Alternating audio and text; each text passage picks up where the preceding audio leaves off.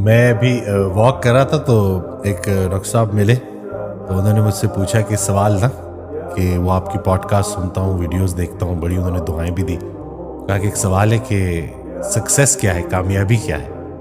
तो हमने तो सरकार की ऑडियोज से ही ना वो ये सवालात पूछे जा चुके हैं सारे। तो मैंने जवाब दिया कि हज़रत वासिफ़ अली वासिफ़ रहमतुल्लाह इरशाद फरमाते हैं कि कामयाब ज़िंदगी वो है जिसे छोड़ते हुए तकलीफ़ ना हो।